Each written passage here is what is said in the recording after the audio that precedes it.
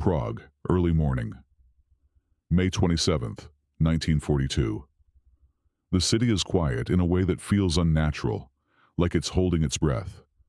A black open-top car moves through the narrow streets without escort. No armored convoy, no visible guards. Just a driver, and a man sitting upright in the back, gloved hands resting calmly on his knees. That alone is strange, because this man is not just another official of the Third Reich. He is the one who built the system others only obey. The one who reads reports of executions the way others read morning newspapers. The one who turned fear into administration and death into paperwork. Some called him efficient. Others called him indispensable. But behind closed doors, even among the SS, there was another word: dangerous. Not because he was unpredictable, not because he was loud, but because he was precise, calculated, and completely without hesitation. His name was Reinhard Heydrich. They called him the man with the iron heart, the protector of Bohemia and Moravia, the man who could sign a death order in the morning and attend a concert in the evening. And yet, on this quiet Prague street, something is about to go wrong. Not with the city, not with the war, with him. Because somewhere ahead, hidden in plain sight, two men are waiting. They are not generals, they are not armies. But in a few seconds, they will make a decision that will echo far beyond this street, far beyond this war, and for the first time in a long time. The most feared man in Nazi Germany is about to become the target. Reinhard Heydrich was not born into chaos. He was born into discipline. Halle, Germany, 1904. His childhood did not resemble the violent world he would later help create. It was structured, almost rigid. His father, Bruno Heydrich, was a composer and opera singer, a man obsessed with precision. Music in their house was not art. It was order. Notes had to be exact. Timing had to be flawless. Emotion had to be controlled. Reinhard grew up inside that system. From an early age, he understood something others did not. Mistakes were not forgiven. They were remembered. Tall, pale, with sharp features and an almost unsettling calm, he stood out. But not because he was loud. Quite the opposite. He was quiet, observant, calculating. Other children fought, shouted, reacted. Heydrich watched and learned. By the time Germany collapsed after World War I, many young men were driven by anger and humiliation. But Heydrich was driven by something colder: structure. He joined the German Navy in the early 1920s, one of the few institutions that still offered order in a collapsing country. There, he thrived. He was efficient, precise, disciplined. Exactly the kind of officer the system rewarded. Superiors trusted him. He rose quickly through the ranks. He worked in communications and intelligence, areas that required organization, memory, and attention to detail. But there was something else. Even among officers, Heydrich felt different, too controlled, too distant, too perfect. And then in 1931, everything collapsed. Not because of war, not because of failure, because of a woman. At the time, Heydrich was engaged. The match was socially acceptable, expected, part of the life of a rising naval officer. But then he met someone else, Lena von Osten, young, ideologically committed, connected to the rising National Socialist movement. Within a short time, Heydrich broke off his first engagement, abruptly, without explanation that satisfied anyone. What followed was not just a personal scandal. It became a formal accusation. The family of his former fiancée filed a complaint. Not emotional, not private, official. In the rigid world of the German officer corps, this was serious. Honor was not symbolic. It was institutional. A man who could not be trusted in his personal commitments could not be trusted in command. Heydrich was summoned before a naval court of honor. The hearing was brief. Cold, clinical, much like the man himself. He did not break down. He did not defend himself emotionally. He presented facts, arguments, structure. But that was not enough. The verdict came quickly: guilty of conduct unbecoming an officer. Dismissed. Just like that, his career ended. No rank, no uniform, no future. At 27 years old, Reinhard Heydrich lost everything that defined him. For most men, this would have been a personal catastrophe. For Heydrich, it became something else. A recalculation. There are moments in history where a single decision redirects a life. This was one of them. Stripped of identity, he returned home. Not defeated, but empty of position.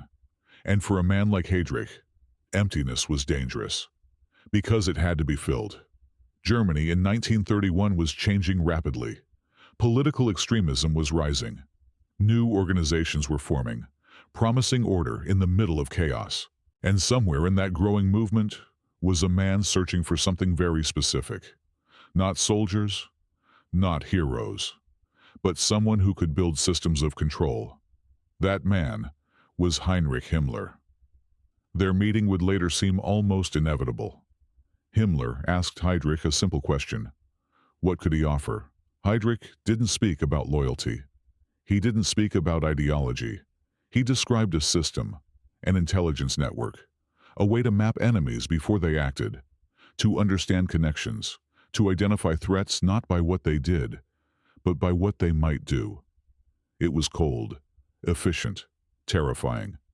Exactly what Himmler needed. Within months, Heydrich was given authority to build the Sicherheitsdienst, the SD, the intelligence service of the SS. A dismissed naval officer had just found a new purpose. But this time, he would not simply follow orders. He would design the system itself. From the very beginning, his methods stood out. Others in the Nazi movement were loud, ideological, driven by emotion. They spoke of destiny, struggle, revenge. Heydrich spoke of structure. Files were created, networks expanded, informants recruited, every detail recorded, every relationship analyzed. He turned people into data, and data into control. Inside the SS, reactions to him were mixed. Some admired his efficiency, others feared him, because there was something deeply unsettling about a man who showed no hesitation, no doubt, no visible emotion. He did not need to shout. He did not need to threaten. The system he was building did that for him. By the early 1930s, Reinhard Heydrich was no longer a disgraced officer. He was becoming something far more dangerous. Not a fanatic, not a believer, but an architect. And the structure he began building in those early years would soon grow into something far larger than anyone around him fully understood. Because for Heydrich, control was not just a tool, it was a principle. And once he had it, he would never lose it again. When Reinhard Heydrich began building the Sicherheitsdienst, the SD, it did not look like power. There were no parades, no speeches, no visible authority. Just files, lists of names, fragments of conversations, quiet reports written by people no one noticed. At first glance, it seemed almost insignificant, a bureaucratic corner of a growing regime. But that was exactly how Heydrich wanted it. He understood something most of his contemporaries did not. Real power does not announce itself. It watches, it records, and when the moment comes, it acts with precision. In the early 1930s, Germany was unstable, loud, and chaotic. Political violence filled the streets, and even within the Nazi movement there were competing factions, ambitions, and egos. Many sought influence through visibility, through speeches, through proximity to Hitler. Heydrich chose a different path. Under the leadership of Heinrich Himmler, the SS was still forming its identity, and Himmler was looking for something more than loyalty. He needed structure. He needed someone who could impose order on a movement driven by emotion. Heydrich offered exactly that. Not ideology, not passion, but a system. The SD began as an intelligence service, but in Heydrich's hands it quickly became something far more ambitious. It was designed not only to identify enemies of the regime, but to map society itself. Political opponents were catalogued, of course, but so were journalists, academics, businessmen, clergy, and even members of the Nazi Party. Loyalty was not assumed. It was monitored. Anyone could become a threat. And for Heydrich, the only acceptable risk was a controlled one. Informants became the foundation of the system. They were everywhere, often invisible, often ordinary. A colleague reporting on a colleague, a neighbor noting unusual behavior, a clerk passing along small inconsistencies. Individually, these reports meant little. But Heydrich did not think in fragments. He thought in patterns. When enough fragments were assembled, they revealed something larger. Networks, relationships, vulnerabilities. Information was no longer passive. It became predictive. He worked methodically, almost obsessively. Those who interacted with him often described the same impression. A man who never seemed rushed, never emotional, never uncertain. He did not raise his voice. He did not need to. Orders were delivered calmly, and once given, they were carried out with a sense of inevitability. The system itself enforced compliance. Fear was no longer personal. It was structural. As the Nazi Party consolidated power in 1933, Heydrich's network expanded alongside it. The difference now was that information could be acted upon immediately. Surveillance led to arrests. Lists became targets. The boundary between intelligence and enforcement began to dissolve. Although the Gestapo was not originally his creation, Heydrich gradually brought it under his influence, ensuring that its operations aligned with the structures he had built. Information flowed upward, decisions flowed downward, and in the middle sat a system designed for efficiency. Not everyone welcomed this transformation. Some within the regime preferred disorder. It allowed for maneuvering, for competition, for personal advancement. Heydrich eliminated that space. His system reduced uncertainty, and in doing so, it reduced independence. The more effective it became, the more indispensable he was. Power began to concentrate, not just around leaders, but around information itself, and he controlled it. This became undeniable in 1934, during the Night of the Long Knives. What appeared to the outside world as a sudden and violent purge was, in reality, the result of careful preparation. The SA leadership, particularly Ernst Röhm, had become a liability. Removing them required more than force. It required coordination. Names had to be verified, locations identified, timing synchronized. Heydrich's network provided all of it. When the operation began, it unfolded with a speed and precision that shocked even those within the regime. Dozens were eliminated in a matter of days, not through chaos, but through design. The success of the purge strengthened the SS and solidified Hitler's trust in its leadership. It also elevated Heydrich to a new level of influence. He had demonstrated that control over information could shape events at the highest level. He was no longer simply gathering intelligence. He was directing outcomes. But with that rise came something more subtle and more dangerous. Within the Nazi hierarchy, there was growing unease. Officials began to understand that Heydrich's system did not distinguish between allies and enemies. Everyone was observed. Everyone was recorded. Everyone existed in some form within his files. It created a quiet tension, a sense that proximity to power did not guarantee safety. In fact, it might make one more visible. Rumors began to circulate, carefully, quietly, that Heydrich knew everything, that he kept records on everyone, that a single entry in one of his files could determine a person's future. He never confirmed these rumors, but he never denied them either. They served a purpose. Fear, like information, could be managed. It could be directed. And when properly maintained, it required very little reinforcement. By the late 1930s, the SD had become more than an intelligence service. It was the connective tissue of the regime. Information moved through it constantly, shaping decisions, influencing actions, reinforcing control. And yet, Heydrich himself remained largely invisible to the public. He did not need recognition. Visibility was unnecessary when the system functioned without interruption. That was what set him apart. Others relied on loyalty or ideology. They inspired, persuaded, or intimidated. Heydrich designed structures where none of that was required. People did not need to believe in the system. They only needed to exist within it. And once they did, they could be understood. Once understood, they could be predicted. And once predicted, they could be controlled. By the time Europe moved closer to war, the foundation had already been laid. Reinhard Heydrich had built something that extended far beyond intelligence or policing. It was a machine, quiet, efficient, and relentless. A system that did not rely on emotion, that did not hesitate, and that would soon be used for purposes far more devastating than surveillance alone. Because for Heydrich, information was never the end goal. It was preparation.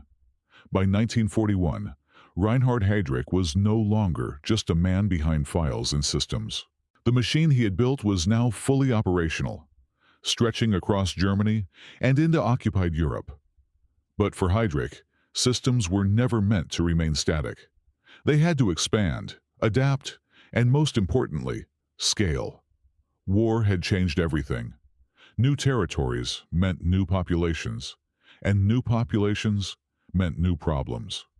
And Heydrich did not tolerate problems without solutions.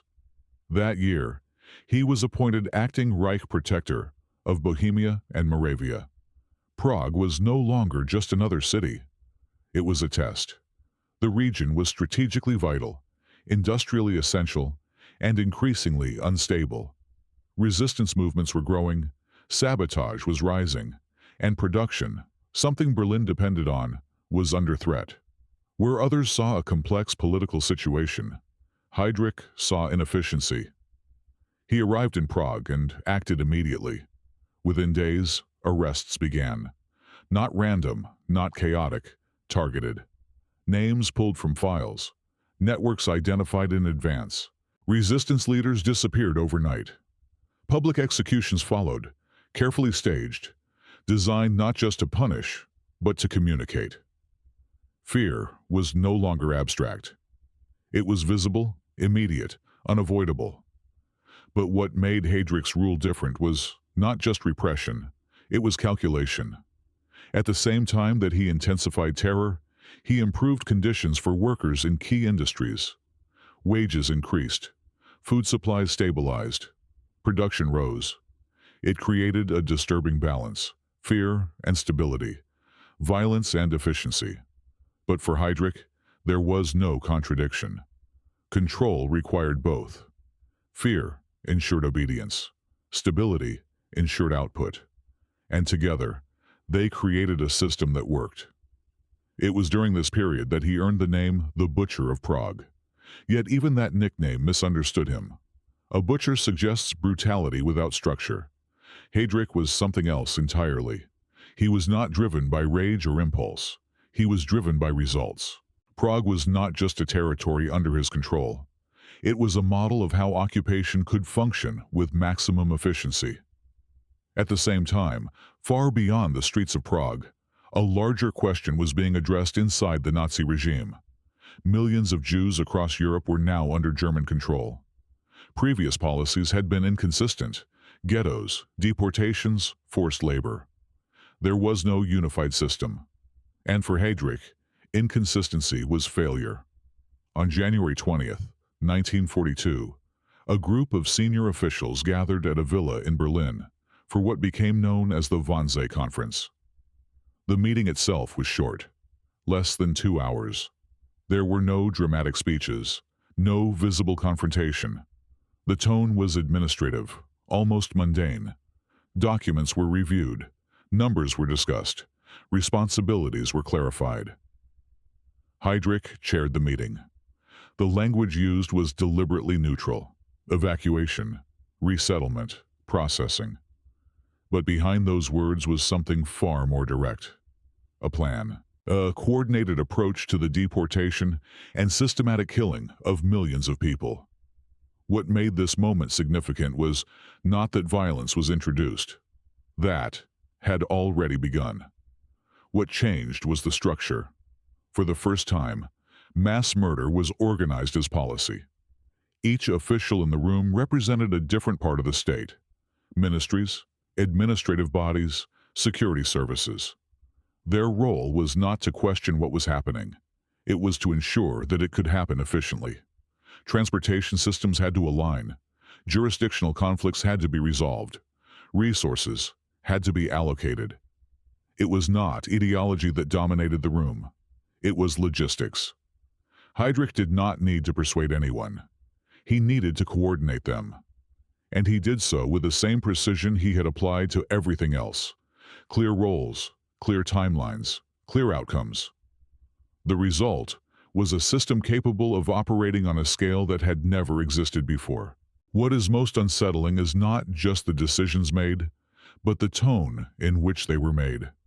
There is no visible sense of urgency, no moral hesitation. Because by that point, the process had already been normalized, not emotionally, but structurally. It had become part of how the system functioned. Heydrich's role in all of this was not that of a fanatic. He was not the loudest voice calling for destruction. He was the one who made sure it could be carried out completely, without gaps, without inefficiencies, without interruption. Back in Prague, his methods continued with the same cold consistency. Resistance networks were dismantled one by one. Executions were announced publicly. The message was simple and unmistakable: opposition would not be tolerated, and it would not be forgiven. Even within the Nazi leadership, there was a growing awareness that Heydrich operated differently. Others were driven by ideology, by belief, by emotion. He was driven by implementation, by outcomes, by whether a system worked. And his systems always worked. By early 1942, he stood at the center of an interconnected structure that controlled intelligence, policing, and administration across occupied territories. He had achieved something few others had managed. He had taken ideology and turned it into infrastructure. And once something becomes infrastructure, it no longer depends on belief. It simply functions. But even the most controlled system has limits. There are variables that cannot be predicted, actions that cannot be mapped, decisions that do not follow patterns. And as Heydrich moved through Prague with growing confidence, there were already forces set in motion that existed outside his system. For the first time, he was about to face something he could not fully control, and it was already waiting for him. By the time Reinhard Heydrich settled into power in Prague, the city had already learned to be quiet. Not peaceful, quiet. Conversations shortened. Doors closed faster. People avoided eye contact in the streets. It was not just fear of arrest. It was the understanding that someone, somewhere, might be listening. And often, they were. Heydrich did not rule through chaos. He ruled through clarity. Orders were direct. Consequences were immediate. Within weeks of his arrival, martial law was declared. Lists were activated. Names that had been collected months earlier through SD networks were now used with precision. Resistance members were identified, tracked, and removed. Public executions were carried out not in hidden corners, but in visible spaces. The message was deliberate. This is what happens. And yet, at the same time, something unexpected was happening beneath the surface. Industrial production began to recover. Factories increased output. Workers, especially those in key sectors, received better food rations. Some even saw improvements in wages. It created a strange, almost disturbing duality. The same system that executed dissidents also ensured that assembly lines ran on time. For many in Berlin, this was success. For Heydrich, it was proof. Control was not about destruction alone. It was about efficiency. A population that is only terrorized becomes unstable. A population that is managed, controlled, fed just enough, stabilized just enough, becomes predictable. And predictability was everything. This was the difference between Heydrich and many others in the regime. He was not interested in symbolic power. He was interested in functional power. If fear alone did not produce results, it had to be adjusted. If stability increased output, it had to be integrated. Prague became a demonstration of that philosophy. Every action had a purpose. Every punishment was calculated. Even mercy, when it appeared, was strategic. People began to adapt, not out of acceptance, but out of survival. The system did not require loyalty, it required compliance. And compliance could be measured. But beneath that surface of order, resistance did not disappear.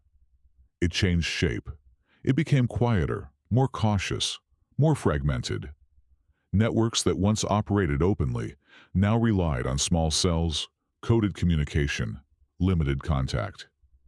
They understood something Heydrich also understood. Visibility meant vulnerability.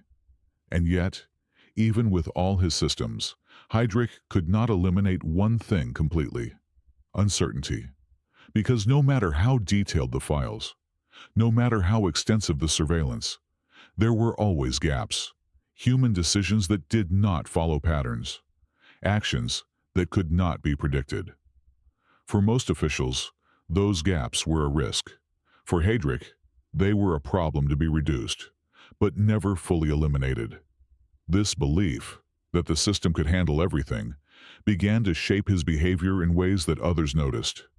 Unlike many high-ranking officials, he did not surround himself with excessive security. He often moved through Prague with minimal escort, sometimes none at all. It was not arrogance in the traditional sense. It was confidence in the structure he had built. He believed the system protected him, and in many ways, it did. Information flowed constantly. Threats were identified early. Potential risks were neutralized before they could develop. Compared to other occupied territories, Prague appeared controlled, stable, efficient. But stability can create illusions. The illusion that everything is accounted for. The illusion that nothing unexpected can happen. Inside the Nazi hierarchy, Heydrich's reputation continued to grow. He was no longer just an intelligence chief. He was a problem solver. A man who could take a complex, unstable region and turn it into a functioning part of the Reich. Someone who did not hesitate, did not question, did not slow down. But with that reputation came something else: distance. Even among his peers, he remained isolated. Not socially, but structurally. Others operated within the system. Heydrich operated above it. He designed processes others depended on. He held information others needed. And that created a quiet imbalance. He was trusted, but not understood. Respected, but not liked. And in some cases, feared. Not because of what he said, but because of what he knew. There was an awareness, rarely spoken aloud, that Heydrich's reach extended further than anyone could see. That files existed. Records, connections, details that could be used at any moment if necessary. It created a silent tension inside the regime, a recognition that proximity to power did not guarantee safety. Outside of it, the situation was even clearer.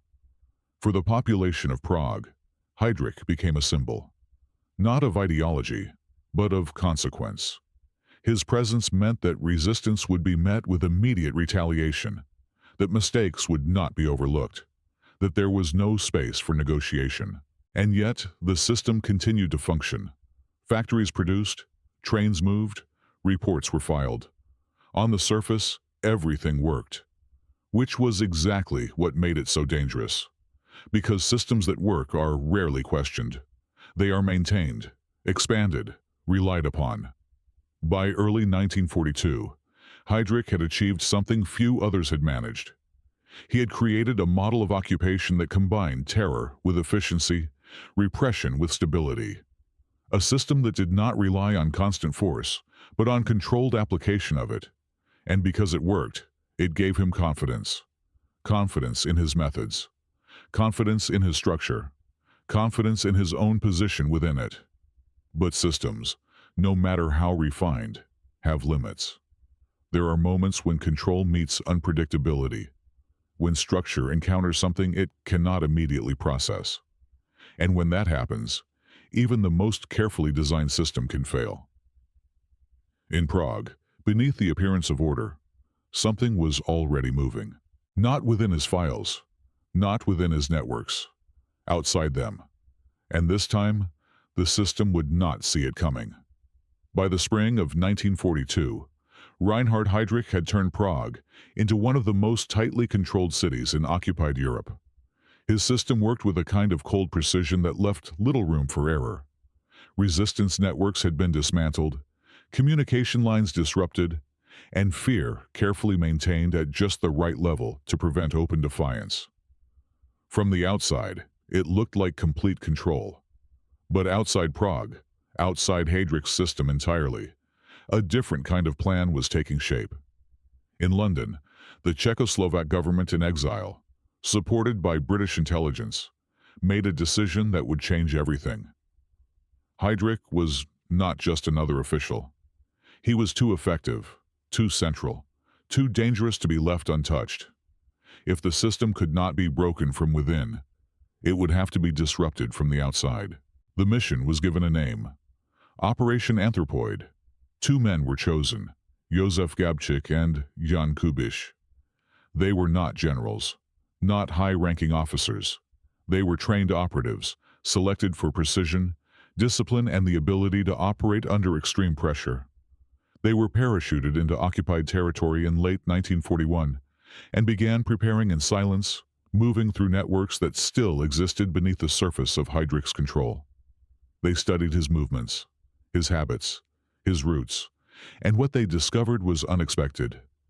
Heydrich did not move like a man who feared assassination. He traveled in an open-top car, often without escort, no armored convoy, no visible protection.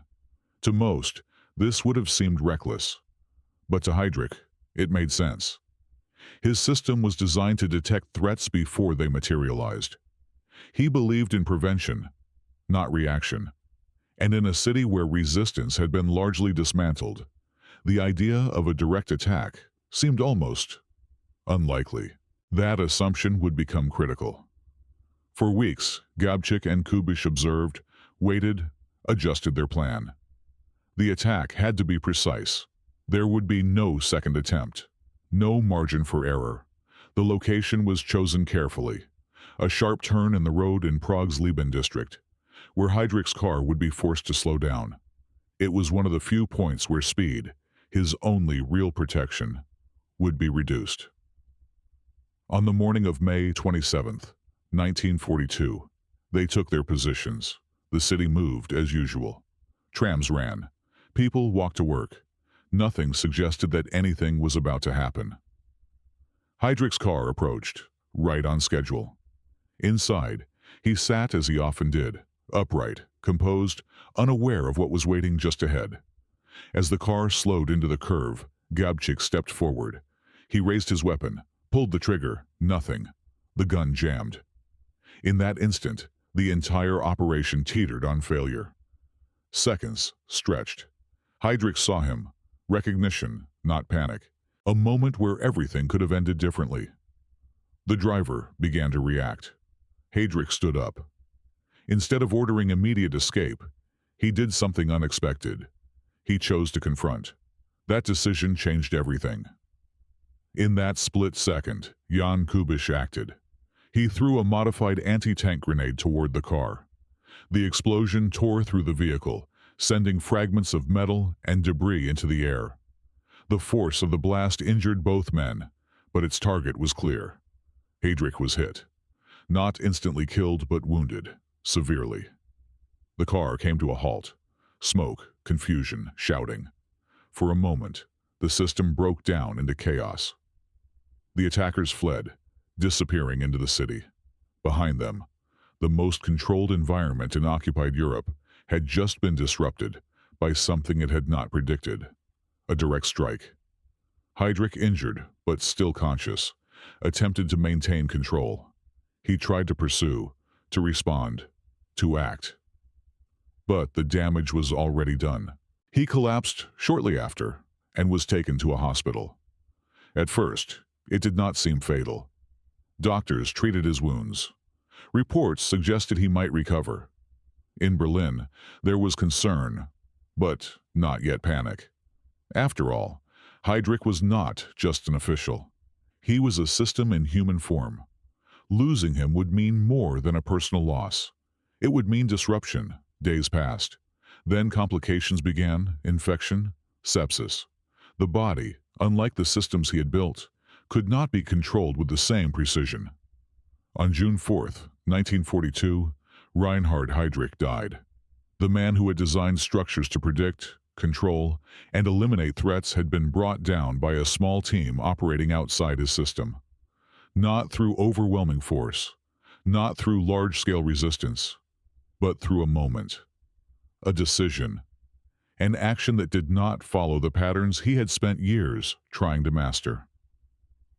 For the first time, the system failed to protect its architect, and the consequences of that failure were only just beginning. When Reinhard Heydrich died on June 4th, 1942, the reaction inside the Nazi leadership was immediate and absolute. This was not simply the death of a high-ranking official. It was the loss of a man many considered irreplaceable, a figure who had built systems others relied on but did not fully understand. In Berlin, the response was not framed as grief. It was framed as retaliation. Adolf Hitler demanded it personally, and the order was clear. The assassination would not be treated as an isolated act, but as a challenge to the authority of the Reich itself. The response had to be overwhelming. Across occupied territories, arrests began almost instantly. Thousands were detained within days. Suspected resistance members, sympathizers, and even those with only indirect connections were taken for interrogation. The machinery that Heydrich had designed did not slow down after his death. It intensified. Information was extracted under pressure. Networks were forced open, and the search for those responsible became relentless. The logic was simple. If the attackers could not be immediately found, the environment that allowed them to exist had to be destroyed. But the regime wanted more than arrests. It wanted a message that would be impossible to ignore.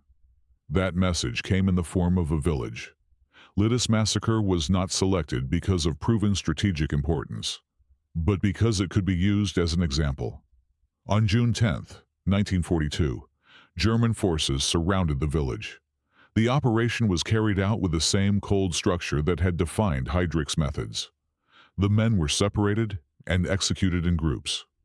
The women were deported to concentration camps.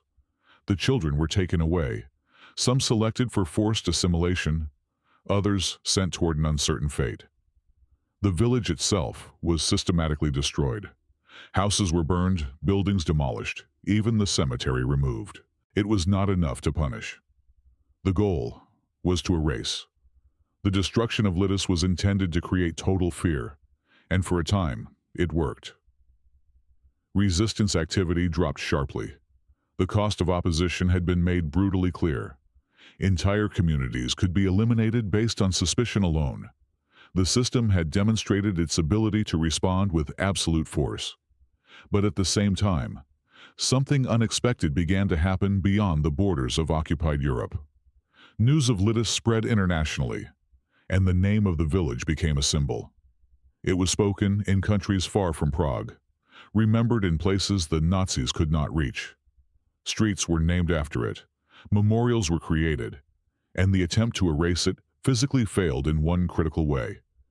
It could not be erased from memory. Meanwhile, the search for the assassins continued. Josef Gabčík and Jan Kubiš had gone into hiding, moving through the remnants of resistance networks that had survived Heydrich's control. But the pressure on those networks was immense. Eventually, under interrogation, information was revealed. Their location became known. They were hiding in a church in Prague. German forces surrounded the building and demanded surrender. Inside, the men understood what capture would mean. The confrontation that followed was brief and violent. Outnumbered with no escape, they chose not to be taken alive. The operation that had begun in silence ended in a final act of defiance. By the end of June 1942, the immediate consequences of Heydrich's death had unfolded. The attackers were dead, resistance networks were heavily damaged, and entire communities had been destroyed as a warning. The system had responded exactly as it was designed to respond, with speed, coordination, and overwhelming force. It had reinforced control through fear and demonstrated that retaliation could reach far beyond the original act. But beneath that display of power, something else had been revealed. For all its efficiency, the system had not prevented the attack. It had not predicted it. It had not stopped it in time. Two men, operating outside its structures, had managed to reach one of the most protected figures in the regime. They had found a gap where none was supposed to exist. And they had acted. Heydrich's death did not destroy the machine he built, but it exposed its limits. It showed that control, no matter how complete it appears, is never absolute. That even the most structured system cannot account for every decision, every risk, every moment of human choice, and that sometimes a single act can force even the most powerful system to reveal what it cannot control. By the time of his death, Reinhard Heydrich had already become something unusual within the Nazi hierarchy. Not just powerful, not just effective, but different. In a regime filled with loud voices, ideological speeches, and visible ambition, Heydrich stood apart through silence. He did not need to convince. He did not need to perform. He operated through structure, and that made him harder to understand, and far more difficult to oppose. Many of the leading figures of the Third Reich were driven by belief. They spoke of destiny, of racial ideology, of historical mission. Their actions, however brutal, were often framed in emotional or ideological language. Heydrich did not rely on that language. He rarely needed it. His focus was not on why something should be done, but on how it could be done most efficiently. He approached power the way an engineer approaches a system, identifying weaknesses, removing obstacles, optimizing outcomes. That distinction did not go unnoticed. Inside the SS, where loyalty and ideology were expected, Heydrich inspired something else: unease. He was respected for his intelligence, for his ability to organize complex operations, for the speed with which he could turn plans into action. But he was not liked. There was a sense that he did not belong to the same emotional framework as the others, that he was not driven by the same motivations. Even Heinrich Himmler, who had elevated him and depended on him, is often described as having a complicated relationship with Heydrich. Himmler valued his capabilities, trusted his judgment, and relied on the systems he created. But there was also a distance, a recognition that Heydrich's efficiency came without the ideological passion that defined many others in the movement. He was useful, indispensable even, but not entirely predictable in the way belief-driven individuals could be. This made him dangerous in a different way. Most officials could be understood through their ideology. Their actions followed a pattern shaped by belief. Heydrich operated outside that pattern. His decisions were not driven by emotional intensity, but by calculation. If something was required for the system to function, he implemented it completely, without hesitation, without visible conflict. That absence of hesitation became one of his defining characteristics. Colleagues often noted how little emotion he displayed. He did not celebrate success in the way others did. He did not show anger publicly. He did not react impulsively. Everything appeared controlled, measured, deliberate. It created an impression that he was always operating one step ahead, not reacting to events, but anticipating them. And because of that, people around him were careful. Conversations were shorter, statements more precise. There was an awareness that words could be recorded, interpreted, stored, that decisions could be traced, that mistakes could be remembered. Heydrich did not need to threaten anyone directly. The system he built made the consequences clear. Over time, this created a reputation that extended beyond his official roles. He became known as the man with the iron heart. The name suggested strength, but it also implied something else: absence. An emotional void where others might hesitate, doubt, or reconsider. It was not simply that he could make harsh decisions. It was that he could do so without visible resistance from within himself. This was what set him apart from figures like Hitler or Himmler. They spoke, they justified, they framed their actions within a narrative. Heydrich did not need narrative. He needed results. And his results were consistent. He took fragmented intelligence systems and unified them. He transformed surveillance into a coordinated network. He turned ideological goals into operational plans. And perhaps most significantly, he demonstrated that large-scale actions, even those involving mass violence, could be organized with administrative precision. For many within the regime, this was impressive. For others, it was deeply unsettling, because it suggested that the system did not depend on belief.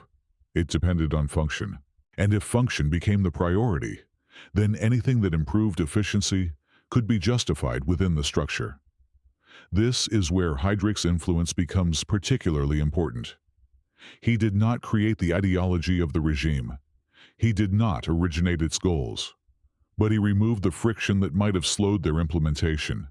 He streamlined processes, eliminated uncertainty, and ensured that once a decision was made, it could be carried out at scale. In doing so, he changed the nature of power within the system. It became less about who believed the most, and more about who could execute most effectively. And Heydrich was unmatched in that regard. There were also persistent rumors surrounding him, some based on fact, others impossible to verify. Questions about his background, whispers about his ancestry, speculation that could not be confirmed, but was never entirely dismissed. In a regime obsessed with racial definitions, even uncertainty could be dangerous. Yet Heydrich not only survived these rumors, he rose above them. This too contributed to the perception that he operated differently from others, that the usual rules did not fully apply to him, that his position was secured not by ideology alone, but by utility. He was too valuable to remove, too effective to replace. But that kind of position carries its own risks, because when someone becomes essential to a system, they also become a point of vulnerability. If removed, the system must adapt. It must redistribute functions, reassign responsibilities, adjust structures. And that is exactly what would happen after his death. But even before that moment, there was an underlying awareness within the Nazi leadership that Heydrich represented something unique. Not just a person within the system, but a force that shaped it. He did not need to dominate conversations.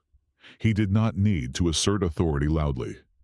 His influence was already embedded in how things operated, and that made him, in many ways, more powerful than those who stood in the spotlight. Because while others represented the ideology of the regime, Heydrich represented its mechanism. He was the one who ensured that decisions did not remain abstract, that plans did not remain theoretical, that intentions became actions. And once actions begin, they create momentum. Momentum that is difficult to stop. By the early 1940s, Reinhard Heydrich had become one of the most effective figures in the Third Reich, not because he believed more strongly than others, but because he removed everything that might slow the system down. Doubt, hesitation, inefficiency, all of it was treated as a problem to be solved. And once solved, the system moved forward, relentlessly. This is why he was feared, even among those who worked alongside him. Not because he was unpredictable, but because he was consistent. And in a system built on power, consistency, when combined with control, becomes something far more powerful than fear alone. It becomes inevitability,